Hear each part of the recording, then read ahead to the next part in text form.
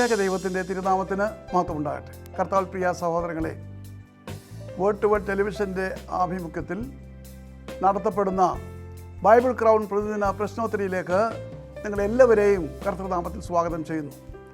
നമ്മുടെ ഇന്നലത്തെ ചോദ്യം, ഇസബെൽ രാജ്ഞിയുടെ ഭർത്താവിൻ്റെ പേരെന്ത്? ഉത്തരം ആഹാബ്. ഇന്നലത്തെ വിജയി.